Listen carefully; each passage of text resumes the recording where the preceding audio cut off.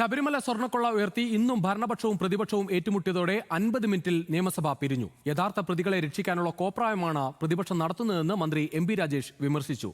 ഹൈക്കോടതി പൂർണ്ണ തൃപ്തി രേഖപ്പെടുത്തിയിട്ടും SITയെ സംശയനിഴലിൽ നിർത്തുകയാണ് ഇന്നും പ്രതിപക്ഷം.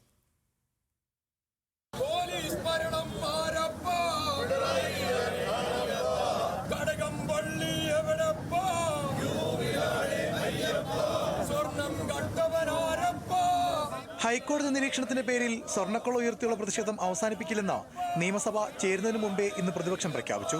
സഭാ കവാടം തൊട്ട് തന്നെ പ്രതിഷേധം ആരംഭിച്ചു.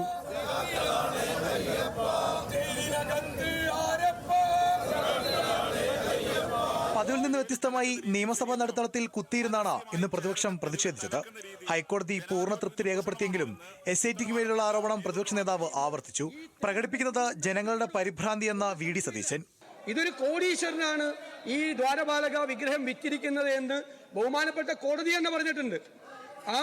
അതുപോലും ആ തൊണ്ടി മുതൽ പോലും കണ്ടെടുക്കാൻ 90 ദിവസമായിട്ട് കഴിഞ്ഞിട്ടില്ല. ഈ അന്വേഷണം മുന്നോട്ട് പോയാൽ CPMന്റെ പ്രധാനപ്പെട്ട ആളുകൾ നേതാക്കൾ ക്യൂവിലാണ്, അവർ ജയിലിൽ പോകും എന്നുള്ള ഭയം കൊണ്ടാണ് ഞങ്ങൾ ഈ സമരം തുടരുക തന്നെ ചെയ്യുക. പ്രതിപക്ഷത്തെ കടന്നാക്രമിക്കാൻ ഇന്നും സഭയിൽ മുന്നിട്ടിറങ്ങിയത് മന്ത്രി MP. Rajesh.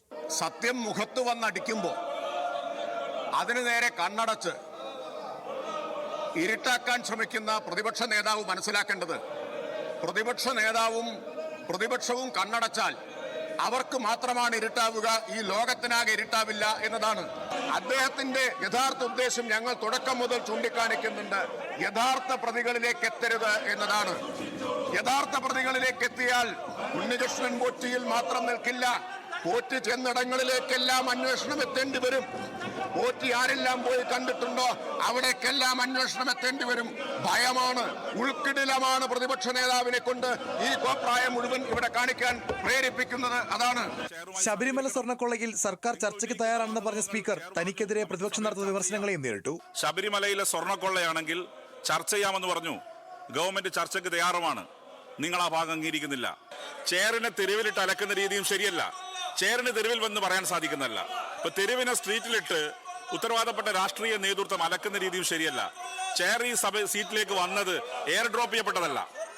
Chair air drop ചെയ്യപ്പെട്ട് സഭയിൽ വന്ന ആളല്ല. ബഹളം തുടർന്നതോടെ ചോദ്യോത്തരവേള റദ്ദാക്കി. മറ്റ് നടപടികൾ വേഗത്തിലാക്കി 9:50 സഭ പിരിഞ്ഞു. ഭിന്നശേഷി നിയമനത്തിൽ NSSന് അനുകൂലമായ വിധി എല്ലാ മാനേജ്മെന്റിലും ലഭ്യമാക്കാൻ സർക്കാർ സുപ്രീംകോടതിയെ സമീപിച്ചെന്ന് ചട്ടം 300 പ്രകാരം വിദ്യാഭ്യാസ മന്ത്രി V. ശിവൻകുട്ടി സഭയിൽ പ്രസ്താവന നടത്തി. അനുകൂല വിധി ഉണ്ടാകുമെന്നാണ് പ്രതീക്ഷയെന്നും ശിവൻകുട്ടി പറഞ്ഞു. തൊഴിലുറപ്പ് പദ്ധതി അട്ടിമറിക്കെതിരെ നിയമസഭ പ്രമേയം പാസാക്കി. ഫെബ്രുവരി 23-നാണ് ഇനി സഭ സമ്മേളിക്കുക. നിയമസഭയിൽ ഉയർത്തിയ പ്രതിഷേധം ഇനിയുള്ള ദിവസങ്ങളിൽ പുറത്തേക്ക് കൂടി വ്യാപിപ്പിക്കാനാണ് പ്രതിപക്ഷത്തിന്റെ തീരുമാനം.